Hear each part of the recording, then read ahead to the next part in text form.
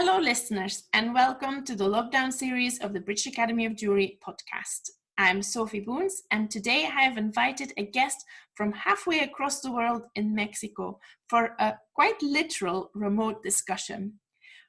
We most likely have all taken to social media now to connect, network, and in some case promote ourselves and our work, whilst our physical interactions might have been significantly restricted.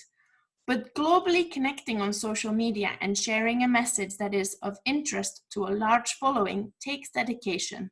Therefore, I have invited Holinka Escudero, the founder of the Jewellery activist pages on various social media platforms. Welcome, Holinka. Thank you very much for inviting me, Sophie, and also thank you, British Academy of Jewellery. So, Holinka, can you tell us a little bit about yourself and what you do? Well, I'm Mexican and live in Mexico City.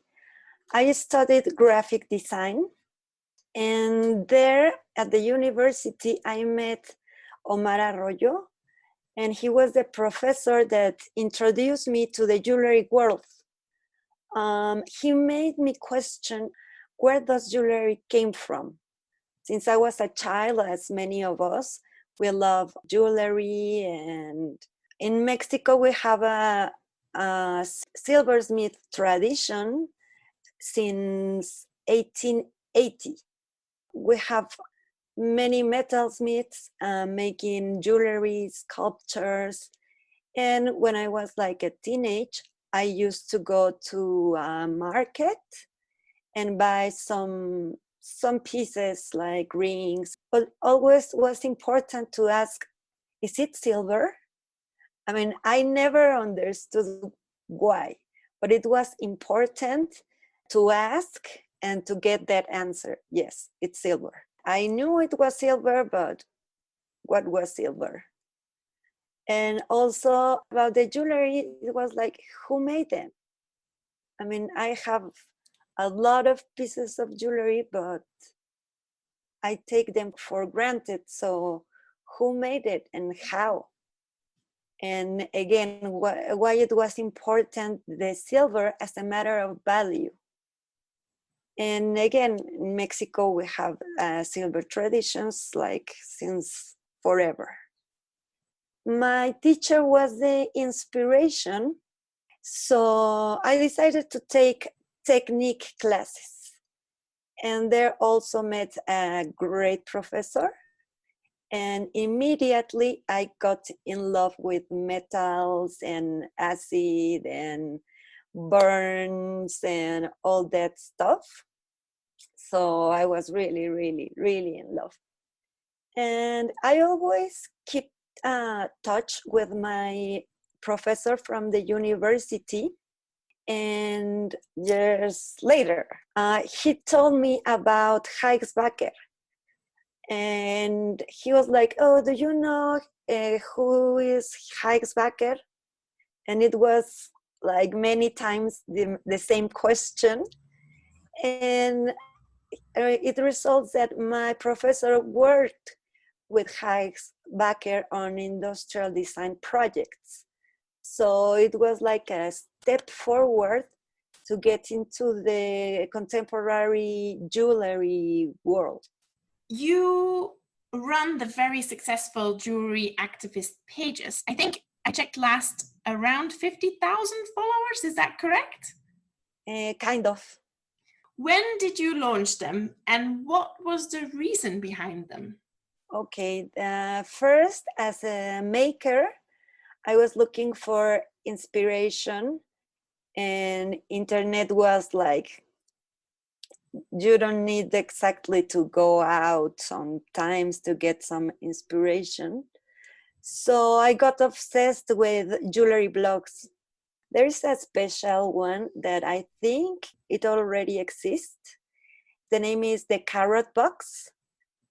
And I think it's like from the 2000s, something like that. And I really admire Alice Matsumoto, I think, and she's also a mysterious person. Even when she's outside for holiday, she gives extra links. So I recommended that blog, and that was a huge inspiration for me. And after a year or so, I decided to start blogging, but in Spanish. And it was in 2007. I never found a name that felt right for the blog. So it passed for many names. Then in 2010, there was a symposium in Mexico City, and it was organized by a Mexican architect and curator, Valeria Simelik. That event changed my life forever. I get to meet a lot of artists and gallerists and curators, and also it was so different that I could see the pieces in life. I mean, maybe behind a glass window, but not behind a screen or in a book, in a flat book. So for me, it was super. So it was an inspiration to keep going and share as much information as I can. Also, after the symposium, a group of Mexican designers, industrial designers, and also graphic designers, as I am, decided to start a collective in Mexico. So we made some interesting and funny projects to being able to share with regular people what contemporary jewelry is, but we didn't have many success. It's very difficult to understand it here, but we were like so enthusiastic and we like fit really well together. And also we made a project that it was about a saint. We have like the Catholic religion here, but most of us is like, I am because I was born with, but I'm not practicing. But I mean, we are very used to saints. So somehow, I don't know, maybe talking or hanging around, we thought about making a saint for the contemporary jewelry artist. So every person of the collective made a piece and asking the saint for something. That's where the jewelry activist got sense.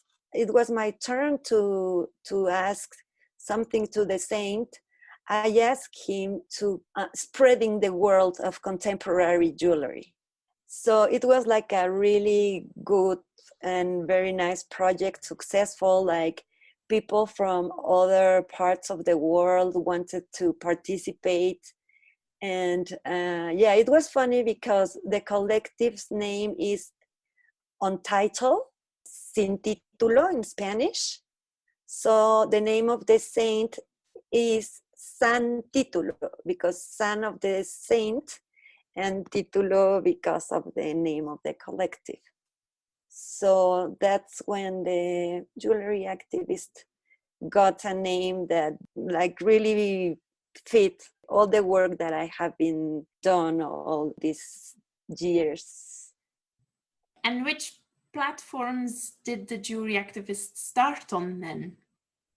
I started the blog in Spanish in WordPress, but then with the advances of technology and social media, Facebook was another way to start sharing. And then I discovered Instagram to make something different with this new platform.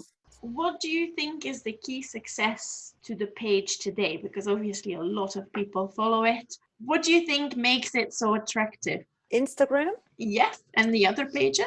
I think it's like a way to self-educate yourself, you know, like watching all that images that can inspire you or you can get to know many people, many artists, and maybe you can text to, I don't know, Ruth Peters or one of the big ones, and probably they will give you an answer, and just like go for it.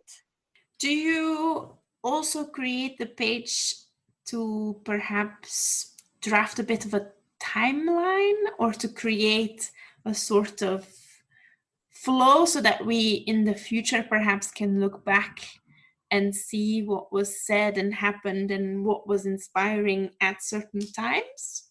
We don't know what's going to happen with Instagram and with the famous algorithms. It could be like forever or never get to the first post, but I don't know, sometimes yes, things stay there. And yes, I would like that it could be a reference for other people, to young artists, to get to know what's going on out there, to educate really their vision, pay attention to materials, to shapes, investigate, please, please, because recently I have some messages talking me about copies. It kind of worries me because I don't know if everything is a copy of a copy of a copy of a copy. By the way, it's like a poster that I found in Instagram. So yes, I guess the young generation have to be informed and really make research about their work, to have a concept and not just copy. You've been running your pages for many years, often appealing to jewelers to actively engage with them. What do you think are the benefits of connecting through social media? Let me tell you that the followers of jewelry activists are not that active as I would like to. The comments can be like, oh, great, I love it, la, la, la. But sometimes when I ask something, it's like nobody answers. And that makes me feel sometimes so bad. Yes, I have had some moments that I think like, maybe I should quit. I mean, but I know I can't do it. It can be quite a lonely place as well, the social media networks, because you might post an image of your work and not get any response. So how do you deal with that? I try to not to pay attention anymore. There's something that I really would like, yeah, interact with the account, but I try not to think about it anymore. Also, with the numbers, you ask me about the number of followers. I try also not to think about it, because it can be also tricky. And if you pay attention, I don't need it in my mind. It's not about numbers for me. I'm very proud that all my followers are like real people that want to follow the account, because I have never, ever, ever bought any follower. So I'm very proud of it, like handwriting, you know? Yeah, that's brilliant. I think that's really good advice for anyone starting to put their work out there and have their own personal social media pages. You won't have 50,000 followers tomorrow. And I also think it shouldn't be the aim of your page. I guess the aim of pages should be to connect with like-minded people and to get a network together, and to also share your work with a wider audience that you might not meet tomorrow on the tube. So I would say it's really solid advice not to worry too much about the numbers. You see a lot of jewelry pass by, lots of images. Do you have any tips and tricks for people starting out with promoting their work and connecting online? Do's and don'ts. Okay. First of all, having an Instagram account on these days is basic. For me, Facebook is not working the same way. I mean, there's still a lot of information, but I'm not comfortable with Facebook anymore. Still, I try to connect sometimes and share the content that I found there. But if you don't have an Instagram account, you are losing some time. Then, if you really want to show your work, a private account is useless. Please don't use private accounts, because sometimes people send me like great pictures of their work, and then when I try to repost or something, the account is closed. Another thing is post frequently, and also use the best pictures that you have. Not everyone can take professional pictures, but I think we can take like good pictures with a cell phone.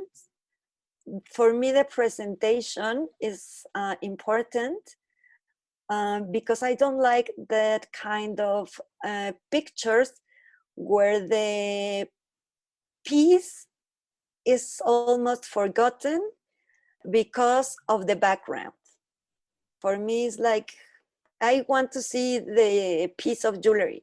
Also, it's important to write a description of the piece.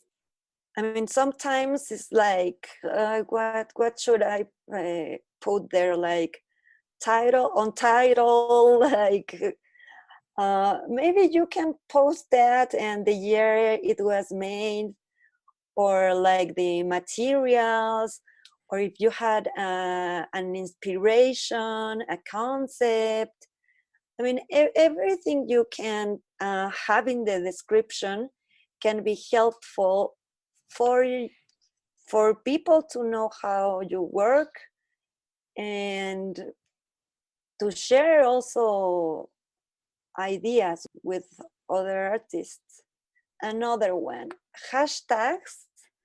It took me forever to understand hashtags, so I will try to explain.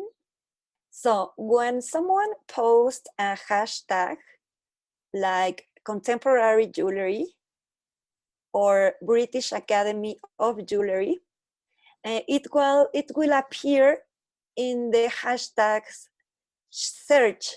So if someone tags British Academy of Jewellery, people, I don't know, maybe not from the academy, from other part of the world, can get information of the British Academy, of their events and exhibitions, whatever. So that's the importance with hashtags.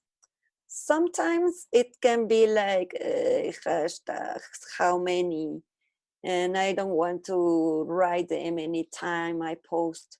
So I have the list on one of my notes of the cell phone. So I just copy and paste. Don't forget to hashtag your name, because some people are used to have nicknames, and it's okay, but how do you want the art world to recognize you? By your nickname or by your name? And pay attention on what's new on Instagram. Whatever that you will discover that can help you. So we are all in lockdown. Many of us don't have access to our jobs and are not allowed to leave our houses, but we can still connect through social media. Do you think that there are any benefits at this moment in time? If you want to keep in touch with the jewelry world, you can do a lot of things, research and getting inspiration, not only from jewelry accounts, maybe, I don't know, sports, babies, and still you can get in touch with everyone you want. I like memes, so maybe you can contact your meme professional and share one with them. Or yes, I think that are many things to do, and also to get out a little bit of the social media. There's many options in the internet, like our Jewelry Forum page, Climo2. There's many places where you can find information, inspiration. You can look for videos. I mean, the possibilities are like huge. Have you seen anything amazing online that you would like to share? Actually, there was a video, and it was a repost from Art Select. That's the name of the page, and it's a video about an one-armed nurse, and she is also a Paralympian swimmer, and she's presenting there like a lecture duet and with a violin. So it's like very inspired how further a person with some limitations can go further for her dreams or the passion. Yeah, and in the video you can see her like with some joy, and also like the prosthetic of their arm is also, it works like the stick for the violin, and also the piece that is going on the shoulder, for me it's like a piece of jewelry, and I see kind of enamel, and that's what I see. But it's a really inspiring video. You can find it in the IGTV on my account. Wow, thank you for sharing that. So you are in lockdown also. What have you been doing to keep busy? Okay, after I came back from Munich, I had 14 days in isolation, just me in my bedroom. I have read some books that I bought in Munich. One is the Kadri Malk book that it's called Hunt, the Brown from Ruth Peters, and also the book of Jiro Kamata, Voices. And I'm like figuring out the new page, like the next step for the jewelry activist. And I've been also like taking care of my mental health, keep mentally healthy also. Brilliant. Thank you so much. Okay, so connecting through social media might be one of a number of limited options we currently have available to us, but the power of social media for a medium like jewelry, whether it is designs and their designers noticed, or to connect with like-minded artists across the world, or more significantly, promote a shared lifestyle to the general population, it has been and will continue to be a force to be reckoned with even outside of the lockdown.